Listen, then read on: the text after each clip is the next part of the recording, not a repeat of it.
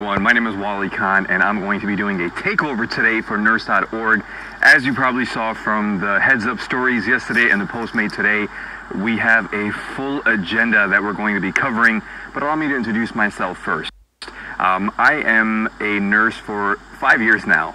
It's kind of crazy to say that because I literally remember graduating nursing school, and I've been working in Chicago. I live over here, and I specialize in trauma. I work in a level 1 trauma center where we function very similar to shock trauma in Baltimore, where we are a trauma resuscitation unit, trauma ICU, and trauma step down, and that comprises of the trauma unit.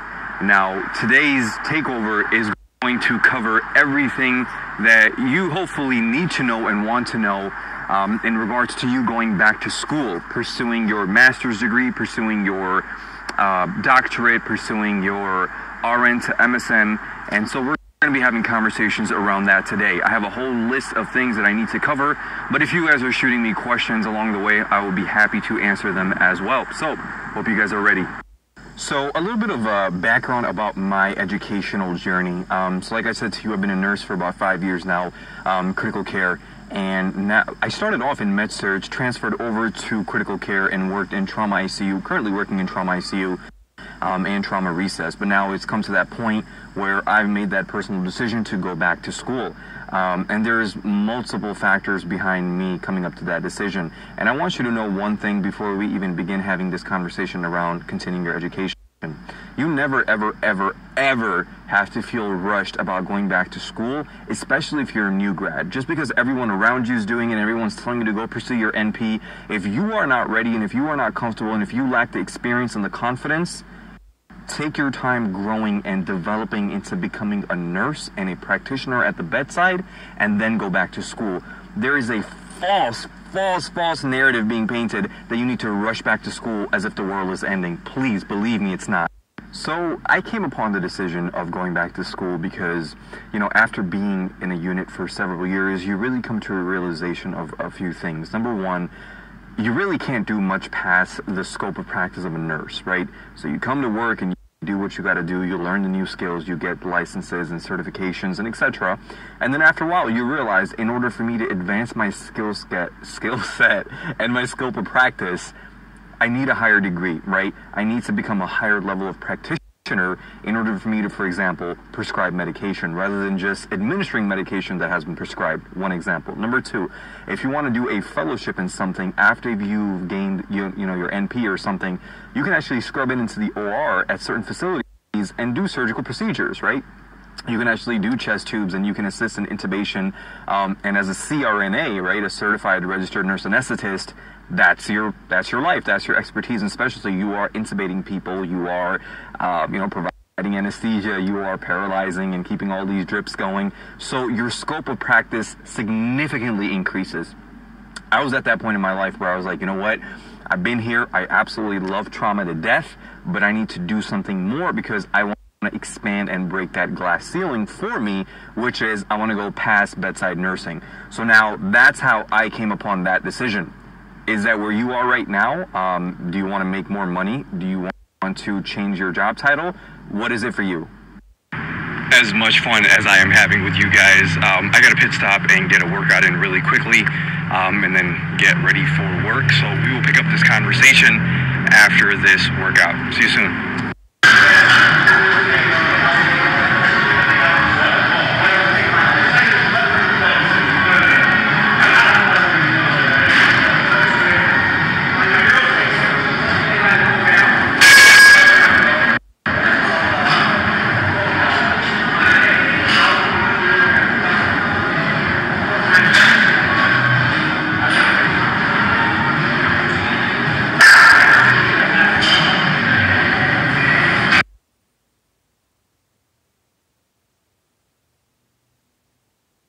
So as you are listening to me yap about education and all that stuff, do remember to swipe up and go to the new and updated nursing education section on the Nurse.org website, where you will find a tremendous amount of resources about the various type of degrees that are available to you, the benefits, the salaries, the how-to, the state-by-state breakdown of how to pursue your license and etc.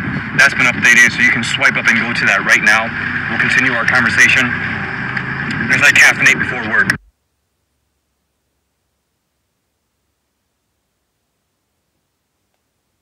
So if you are in track for wanting to go to school for your master's or your doctorate, you probably realize that a lot of schools will require, not all, but a good amount will require a GRE test, which is your graduate record examinations. And I'll tell you right now, it is one of the worst tests you will ever take. Like, if I had the option to swallow nails dipped in scorpion poison and get bit by a king cobra at the same time, I would do that than retake the GRE. It's that horrible of an exam. It has nothing to do with your intellect. It has nothing to do with how good of a nurse you're going to be, but a lot of schools require it, and you must take it. If you are at that step of your journey, this is what I did to prepare for my GRE. I literally got the score baseline, basic level that I needed to get into the school that I wanted. Not an overachiever, so I don't care.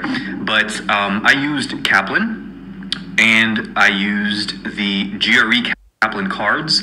Also, there's a website out there called Magoosh, Magoosh. It's a really good website that helps you prepare for the GRE, especially if you've been out of school for a while. Alright, you guys, so just wrapped up shift 1 of 3. Got 2 more shifts to go. Had to take a little break from you guys because I had to focus on work. But work is now done and headed back home, so let's resume this takeover. So some other things that you might want to consider when selecting a program for continuing your education is what your lifestyle is like. Are you somebody who has a family? Are you married? Are you someone that is not able to quit their job full-time and devote your entire life to going to school? So that's when you have to consider whether you're going to do like a hybrid program, if you're doing half online and half on campus, if you're doing a full online program, which a lot of the MSN programs, a lot of the masters and the NP programs do offer, or some doctorate programs, especially CRNA programs, are full-time on campus, where you have to quit your job because the curriculum is so difficult, and some people decide that they want to work during their process of schooling. So that really depends on what your lifestyle is like, what you're able to do, if you're able to take time away, and your family dynamics for wanting to take time away from work. And do let me put this out here, if you're enjoying this takeover and you're finding it beneficial, and you have questions that you want answered that I may not be able to address here or that I'm not speaking about, feel free to follow my personal account for what it is that I share and any questions that you may have for me. Aha, you guys thought I was done. No, not done yet. Got a few more things to talk to you about. Needed to recover from last night's shift. I was exhausted as hell. That workout kind of did a number on me as well before the shift. But back for night 2. Here's what I'm going to wrap this takeover with. We're going to be talking about financing grad school and what are some of your options when it comes to how you're going to pay for school. And then also, what can you do with the degree that you obtained? So what are your possibilities for jobs and contributions to society after you obtain a master's degree or after you obtain your doctorate degree? What can you do as far as going into administration, teaching, research, etc. So we'll talk about that throughout the night. Hopefully I have some downtime if I get a lunch break. And then we'll revisit some of those conversations. Keep your DMs coming. And then for those that have DM'd me on my private account, I will get to your message.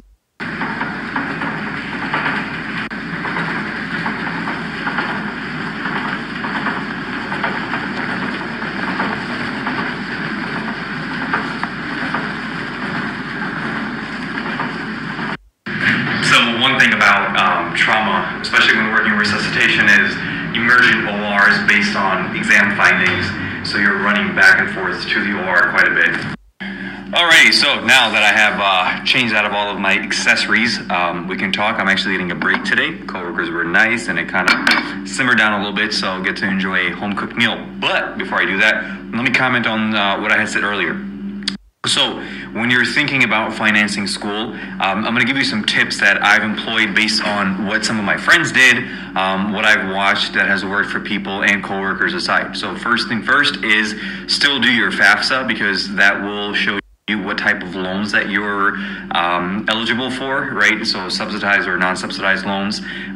Also, the other thing is when you're working, and that's why that period of being at the bedside is so important. Save as much money as you can. One of my friends who graduated from CRNA school, he told me, he's like, listen, man, before you start school, it's a good idea for you to put away between like $30,000 to $40,000 in savings. If you're trying to minimize your loans and really spend from that which you saved up. The other thing that you can do, and this is something that, again, a lot of people have done this, it works, is look at your institution that you're working for and see what they offer. As you know, a lot of institutions will have tuition reimbursement. If you work X amount of years for them, while you're doing full-time work and go to part-time school, they will reimburse you, but they may ask you to put in those years after you've graduated. Another route that you can take is, obviously, joining the military. And I know some people that have gone through the Navy, and the Navy, will pay for their program. In return, what you will do is, whether it's your master's or your doctorate, 2 years or 3 years or even 3.5 years, you will have to give that amount back in service, which is not so bad. I mean, it just depends, because you will have a job after you're done with school, and you will not have any loans. So it really just depends where you fall in, how much savings you have, if you want to take out loans, how much loans you want to take out, and whether your job offers tuition reimbursement or not, or